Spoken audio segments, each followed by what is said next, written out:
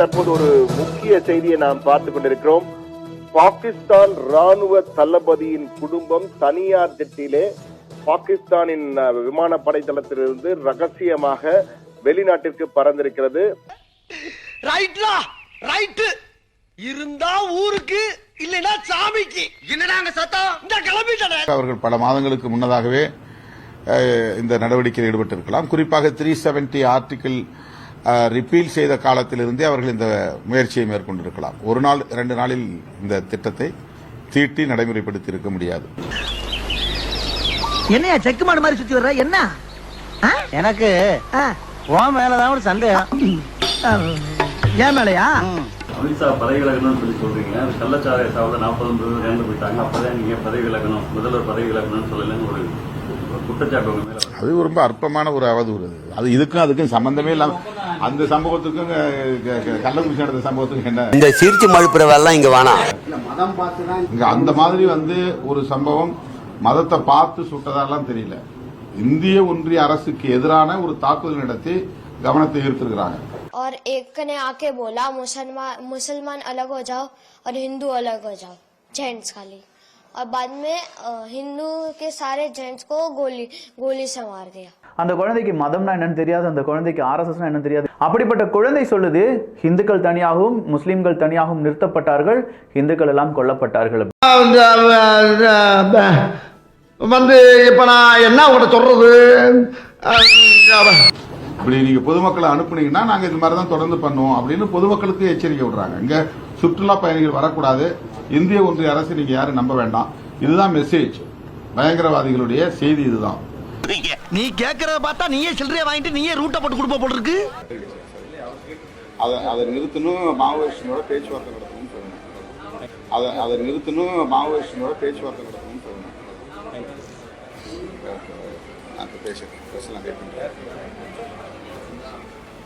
அது தனியா வச்சுக்கலாம். நான் இன்னைக்கு சும்மா ஒரு மேலோட்டமாக சொல்லுவேன். சைலன்ஸா பேசுறதுக்கே சைரன் அலறுது பாரு. கேக்குதா? வர சொன்னதே நான் தான்டா. ஆமா, நீ யாரு? உளவுத்துறை டிஐஜி. உளவுத்துறை டிஐஜியா? ஐயா, இத முதல்ல நீங்க சொல்லக்கூடாதா? திருமாவளவன் அவர்கள் அவருடைய தோழர் என்ன இன்புட் கொடுத்தாங்களோ அதை அப்படியே பேசுறாரு. கண்டுட்டாளையா? சூச்சமத்தை கண்டுட்டா. சத்தீஸ்கர் மாநிலத்தில் ஆபரேஷன் ககர் என்கிற பெயரில் மாவோயிஸ்டுகளுக்கு எதிரான போர் என்ற அறிவிப்போடு கடந்த 1 மாத காலமாக அங்கே தாக்குதல் நடத்தப்பட்டு வருகிறது. அந்த தாக்குதலில் பெரும்பாலும் ஆதிவாசிகள் தான் படுகொலை செய்யப்படுகிறார். ஏய், வாய முன்னேந்து போட, எதாசியமா பேச போற. இந்த நேரத்துல தான் இந்தியன் இன்டெலிஜென்ஸுக்கு ஒரு தகவல் கிடைக்குது. சத்தீஸ்கர் மாநிலத்துல கரகுட்டா ஹில்ஸ் அப்படின்னு சொல்லக்கூடிய ஒரு அடர்ந்த காட்டு பகுதியில முக்கியமான மாவோயிஸ்ட் நக்சல் தலைவர்களுடன் 1000 போராளிகள் ஒளிந்திருக்கிறார்கள் அப்படின்னு. உடனே 20,000 ட்ரூப்ஸ் இந்த நக்சலைட் மாவோயிஸ்ட சுத்தி வளைச்சிருக்காங்க. இன்னைக்கு டபுள் டக்கர் நாராயணா பல்லே ஆலியா நீ பாஸ். அப்ப நம்ம காட்டையும் கொடுக்குறோம், கோட்டையும் கொடுக்குறோம் பாஸ். நம்முடைய national security adviser Ajit Doval அவர்கள் ஒரு தடவை சொல்லியிருந்தாரு, பாகிஸ்தான் இன்னும் ஒரு முறை 26/11 மும்பை அட்டாக் போன்ற ஒரு அட்டாக்கை இந்தியாவில் நடத்தினா போறோம், அதற்கு பிறகாக இந்தியா கொடுக்கிற பதிலடியில பாகிஸ்தான் வரைபடத்திலிருந்து பலுச்சிஸ்தான் காணாமல் போகும் என்று ஒரு எச்சரிக்கை விடுத்திருந்தாரு. You can do one Mumbai, you may lose Balochistan. சொன்னா உனக்கு இதெல்லாம் வேணான்னு இப்பெல்லாம் அவன் நினைச்சு கூட பார்க்கலண்ணா. ஏதோ ஒரு அவசரத்தில் நடந்துச்சுண்ணா. லைஃப்பை தொலைச்சிட்டியாடா. நானா இப்பெல்லாம் சொல்லாதண்ணா. உன்ன என்ன சொல்றது? எத்த பார்த்து வளருமோ அதான் வாய்க்கேன்னு தோண்டு. மிக முக்கியமான சந்திப்பு நடந்திருக்கு. நம்முடைய ராணுவ அமைச்சர் ராஜ்நாத் சிங் அவர்கள், அஜித் தோவல் அவர்கள் மற்றும் முப்படைகளை சேர்ந்த தளபதிகள், காலாட்படை, கப்பற்படை மற்றும் விமானப்படை ஆகிய அனைத்து படைகளிலிருந்தும் முக்கியமான தளபதிகள் சந்திச்சு ஒரு ஆலோசனை நடத்தியிருக்காங்க. இந்த ஆலோசனையில பாகிஸ்தானுக்கு எப்படி பதிலடி கொடுக்க வேண்டும் என்ற பல்வேறு விஷயங்கள் ஆலோசிக்கப்பட்டதாக செய்திகள் வந்துகிட்டு இருக்கு. இதுல ஏதாவது ஒண்ணுனாலே ஒண்ணுக்கு போற அளவுக்கு அடிப்பாங்க, 3னா மோஷன் போற அளவுக்கு அடிப்பாங்களே. இந்த தீவிரவாத தாக்குதலுக்கு பின்னாடி யார் இருக்கா, மாஸ்டர் மைண்டா யார் செயல்பட்டா என்று ராணுவம் கண்டுபிடிச்சிருச்சு. தீவிரவாத தாக்குதலை செய்த 6 பேர்ல 3 பேருடைய வரைபடங்களை வெளியிட்டுருச்சு. இன்னும் இந்த தீவிரவாத தாக்குதல் பின்னாடி யாரெல்லாம் இருக்கா, லோக்கல் சப்போர்ட் இருக்கா என்று ராணுவம் ரொம்ப தீவிரமாக விசாரித்து கொண்டிருக்கு. ஒட்டுமொத்தமாக மத்திய அரசாங்கமும் சரி, இந்திய ராணுவம் ஒரு தக்க பதிலடி கொடுப்பதற்காக காத்து கொண்டு. எவனுக்கும் பாவம் பாக்குற மாதிரி இல்ல. அப்ப நான் போய் விஷத்தை வாங்குறேன். அப்ப நான் உத்தரவு வாங்கிட்டுங்களா?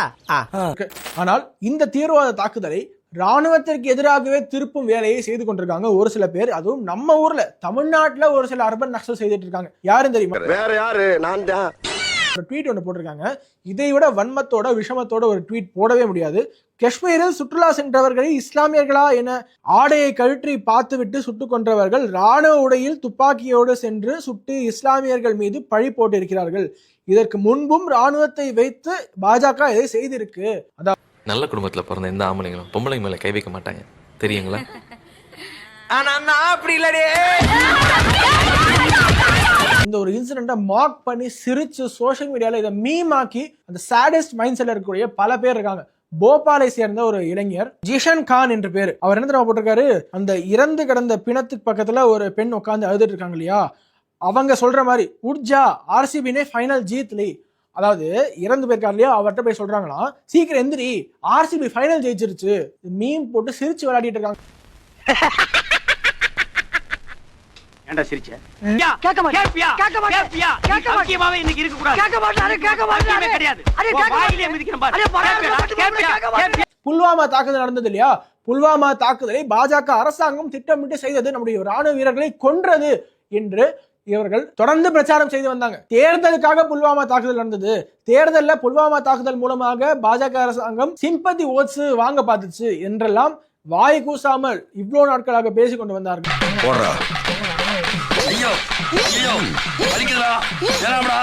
தொடர்ச்சியாக இந்திய ராணுவ உடையில வேஷம் அணிஞ்சு தீவிரவாதிகள் காஷ்மீர்ல தாக்குதல் நடத்துவது என்பது ஒரு வாடிக்கை, ஒரு பேட்டர்ன்.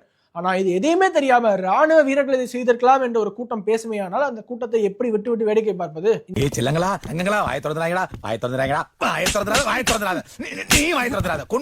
இன்னும் பல பேர் இந்த செய்தியை கேட்டுட்டு ஹாஹா இமோஜி போட்டு சிரிச்சு கொண்டாடிட்டு இருக்காங்க சோசியல் மீடியால. அது மட்டும் இல்லாம ஜார்க்கண்டை சேர்ந்த ஒரு உலேமா லீடர் என்ன போட்டிருக்காரு? Thank you Pakistan, thank you Lashkar e Taiba, May Allah bless you always, amen amen, we will be more happy if RSS, BJP, Bajrang Dal and the media are targeted அப்படின்னு போட்டிருக்காரு. இப்படி மயிலே இறகு போடல போட மாட்டீங்கடா, இதெல்லாம் புடிச்சு கால் எடுக்கல வச்சு அமுக்கி புடுங்கறதானே நீங்க திருந்துவீங்க. பாகிஸ்தான்ல பலூச்சிஸ்தானை சேர்ந்த பலரும் தெருக்கள்ல பேரணி நடத்துறாங்க. பாகிஸ்தானை கண்டித்து Pakistan is a terrorist state என்று அவர்கள் ரெகக்னைஸ் பண்றாங்க. ஆனா இங்க உள்நாட்டுல ஒரு சில பேர் பாகிஸ்தானை சப்போர்ட் பண்ணிட்டு இருக்கிறது தான் மிகப்பெரிய ஒரு அதிர்ச்சியாக இருக்கு. இவன் மூத்திரத்தை குடி, அப்ப கூட உனக்கு புத்தி வராது. இதற்கிடையில ஒரு சில வருடங்களுக்கு முன்னாடி பாத்தீங்கன்னா பாகிஸ்தானுடைய கிரிக்கெட் போர்டு சீஃப் சொல்றாரு, இந்தியா துஷ்மன் தேஷ் ஹை, அதாவது இந்தியா நமக்கு ஒரு எதிரி நாடு தான் என்று ஓபனாக டிக்ளேர் பண்றாரு. ஆனா இங்க இருக்கக்கூடிய ஒரு சிலர் என்ன தெரியுமா சொல்லிட்டு இருக்காங்க? ஸ்போர்ட்ஸ் வேற பாலிடிக்ஸ் வேற, ரெண்டுத்தையும் கலக்காதீங்க என்றெல்லாம் நமக்கு பக்கமா லெக்சர் எடுப்பாங்க. யாரா இவனுங்க? எங்கிந்திரா வந்துக்கிறானுங்க? நல்ல பிளேயர்னா நம்மளுடைய உள்ளூர் ஆட்டக்காரர் நம்மளுடைய மதன் கௌரி இருக்கார் இல்லையா, பாகிஸ்தானீஸ் எங்களை ஹேட் பண்ணாதீங்க, நாங்க அவங்களை லவ் பண்றோம் என்று இங்கேருந்து பாகிஸ்தானுக்கு போய் அங்க ஒரு வீடியோ பண்றாரு. ஹிந்துஸ் அங்க சேஃபா இருக்காங்களா அப்படின்னு இவர் கேட்கிறாரு. உடனே பாகிஸ்தானை சேர்ந்த அந்த பெண்மணி, ஆமாமா எல்லாருமே இங்க சேஃப் தான் அப்படின்னு அவங்க சொல்றாங்க. we don't have enmity, இப்போ நீங்க இந்தியால இருந்து வந்திருக்கீங்க, நான் பாகிஸ்தான்ல இருந்து இருக்கேன், உங்களுக்கும் எனக்கு ஏதாவது பிரச்சனையா, we love each other அப்படி எல்லாம் பேசி வீடியோ போட்டிருக்காங்க. அவன் இன்னும் திருந்தல மாமா. ஏன் உனக்கு இந்த வேலை? நீ வாங்குற இந்த 10-5 பிச்சைக்கு இது தேவைதானா? ஒரு விளம்பரம். என்னடா விளம்பரம்?